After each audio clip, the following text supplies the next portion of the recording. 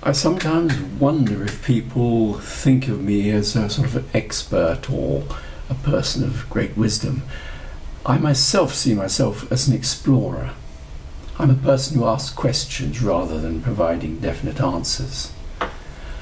And so, in that spirit, I wanted to respond my immediate reactions on a series of articles that have been coming out recently about recent research into what came first, all-seeing gods or large societies. There's an article in Live Science, which I'll give the URL to, which points out that when ancient societies hit 1 million people, vengeful gods appear. Now, to give this a context, I'll go back to something that I've said or written in the past, that this idea that, morality has really gone downhill. I'm thinking of in Britain. People would say, in the 1950s, you wouldn't steal a neighbour's milk or do this, that and the other, all the sort of terrible things that are going on in Britain today. That shows how immoral people have become. And I pointed out that that may be true, but also in the 1950s, people believed in much more in effective policing. They felt you couldn't get away with things like that. Whereas, because you had community police, that sort of thing. So now people are more inclined to think that they can get away with it, and therefore they do it. So was it really so moral in the 1950s? No, it was more a question that people were more afraid of the police. Just something I suggested. Going back a bit further, people say, oh yes, but in the past people were much more moral. And on a similar argument, it was because they believed that God would punish them. Is that really morality?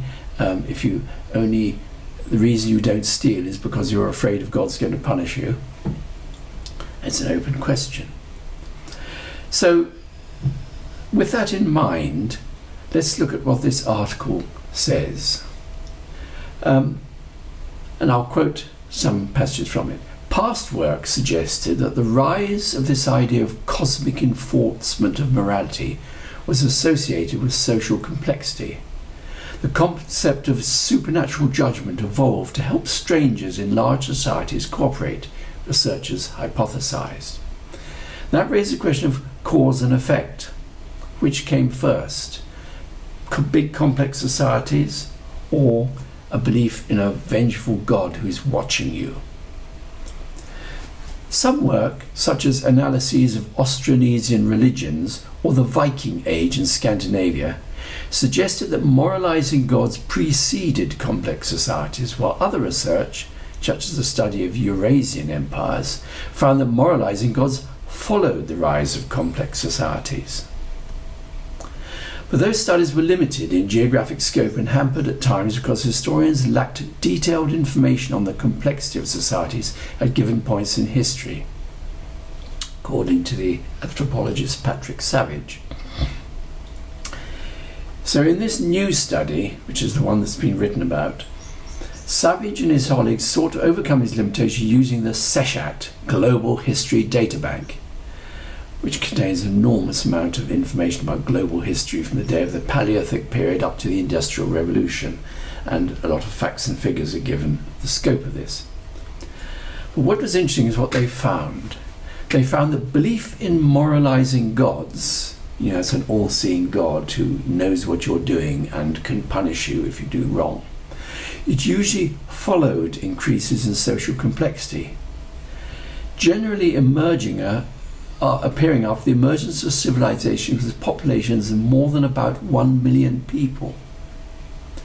Now this is interesting, because according to this Savage, I was particularly striking how consistent this was, that this phenomenon emerged at the 1 million person level.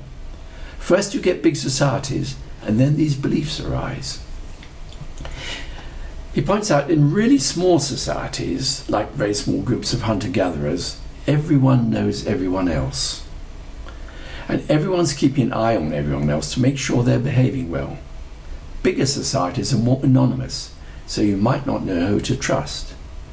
Now, I'm aware of that from my limited experience with the Bushmen of South Africa, that as hunter-gatherers, living close to subsistence, they can't afford to have, as it were, rich people, lords and kings, sitting around idly. Everyone has to pull their weight because it's close to subsistence. So you could say the aristocracy are the hunters, the men usually, and the gatherers, usually women. But when they hunt and they come back, they share their stuff throughout the group.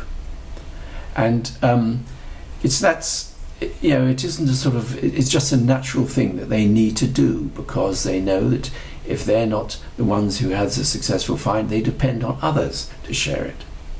So that's a good example of what they're talking about. But at those 1 million plus sizes, you see the rise in beliefs in an all-powerful supernatural person watching and keeping things under control.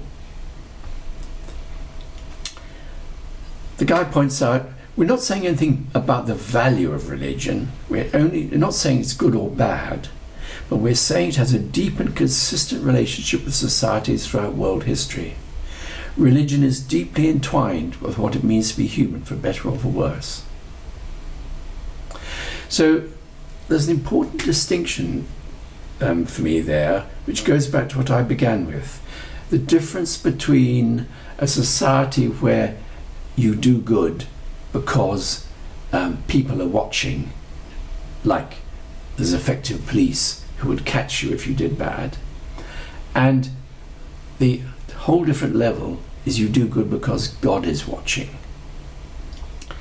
To give an example of that, let's imagine that you fall madly in love with your brother's wife. You really lust after her, but you know that this would be disgraceful. It could destroy the family if this was discovered. So you've got to watch your behaviour, because family members are very sensitive. Oh, you seem to be spending rather a lot of time gazing at so and so, that sort of thing. Yeah. So you've got to watch your behaviour. You try to make sure you don't interact too much with her. Keep out. The family might notice. Now, you might make up for that by, when you're on your own, having most amazing sexual fantasies about the brother's wife, jerking off, picturing her having orgies with you and things like that. But you wouldn't do that in the religious case, because if God was watching, it's one thing, not letting the family see your crush, but if God is watching, you can't even thinking about having sex with her is as bad as having sex with her if God is watching. So what do? You have to stop your mind from even thinking about this. Well, it's such a natural reaction. What do? You could flagellate yourself. You could have cold showers, or every time you start thinking of her, you can start praying, please God, God Almighty, keep me clean, keep me honest. That is how powerful it is, you see, because it's not just a question of you don't want to be caught. You don't want to even think those evil things if God is watching. That is how powerful it is. And I can see how that could do a lot towards holding society together.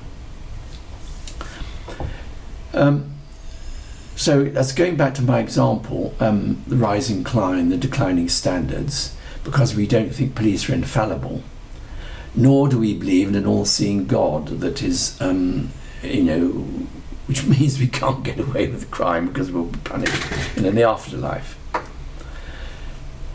So, is that so? Is our society declining because we don't have the same fear of the police, and we don't have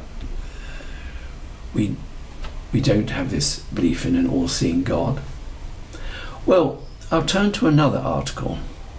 In The Economist, there's a review of a book by Ms. Zuboff called The Age of Surveillance Capitalism, and I'll read a little out of that. In this drama, Google makes for a compelling evil genius. It started life as a force for good. In 1998, its founders, Larry Page and Sergey Brin, wrote a landmark paper explicitly warning that advertising-led search engines would be biased against the true needs of consumers. But their idealism was quashed by the dot-com crash of 2000, which forced them to turn a profit.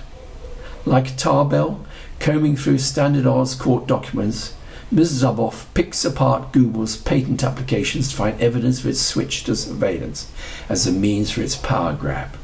It was transformed from a, quote, youthful Dr. Jekyll into a ruthless, muscular Mr. Hyde, determined to hunt his prey anywhere, any time, she writes. It goes on, it may be true, as Apple's Tim Cook has said, that if the service is free, you are not the customer, but the product. But arguably, only religions do a better job in providing something for nothing. In a sign that people value free stuff, despite the surveillance costs, a National Bureau of Economic Research paper has calculated that users of search engines would need to be paid over $1,000 a month to give up access to the service. So, what are we looking at here? And I asked you to imagine an example. Imagine that you're an artist who's being commissioned to provide a beautiful fresco, or like a ceiling for a church. And you're very inspired by, those great Michelangelo ceilings with cherubs and angels and things like that. So you're inspired by them, but you want it to look sort of modern. You want the people to be definitely today's people in this picture. So, what are you going to do about all those cherubs and that? Well, it would make sense to do a search in Google Images for naked children at play, to get some good images, of sort of cherubs and people dancing around and all that type of thing. Joyful. And then you think, hang on, if I'm putting in a search for naked children at play, whoops, that's a bit... what about the police are looking out for people like that? What am I going to do? Well, I suppose, you can do private searches and have a virtual private network and all these things. The various things you can do with cryptography and things like that. But this is a really hot issue with the police, isn't it? Surely they can get through all that stuff. Weren't porn pictures being sort of distorted using Photoshop and then recovered, and they've seen through that? How am I going to do this? I mean, my intentions are honourable. I'm just trying to get lovely images of naked or nearly naked children playing in swimming pools, things like that. But what if I'm seen doing that? You see, with this sort of surveillance and the police being hot on this, you're almost as bad as that situation with your own family trying to hide the fact that you're lusting after your brother's wife. So if you're not going to attract police attention, you're at the level that we were back in the 50s. Now people really believe that the police can be effective at hunting down people who are searching for things like this. Now, that raises to that level of morality. I could get caught doing this, even though my intentions are not at all lustful. They're to make a beautiful ceiling for a church. But what about the God level? Well, what about these stories about artificial intelligence helping these researchers? Now, there's been in the news recently stories that AI is actually, looking at images, is better at judging people's sexual orientation than humans are. Now, what about all the pictures of me on Facebook if I'm making this, while I'm making this wonderful, planning this wonderful ceiling? Is there anything in those pictures of me that artificial intelligence might be able to read that I've been looking at pictures of dancing children on the internet. If it's that clever, what can it read? I mean, what about some of the other search engines, other searches I made, which might not be the same as that, but, maybe they could sort of deduce from the things I'm searching that I have this interest which they think is unhealthy, though of course it isn't. I've been looking at kitty pics. Can they tell that? So, you see where I'm getting at?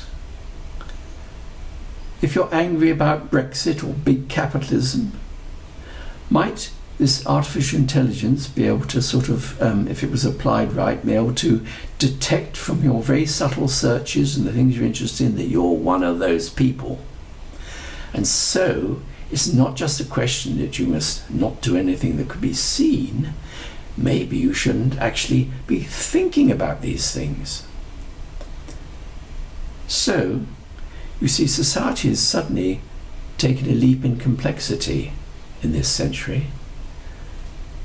As society grows more complex, all-seeing gods emerge. So, is this an example of that? Are we now conceiving an all-seeing God emerging to handle the complexity in our society? And that's the question I'm asking.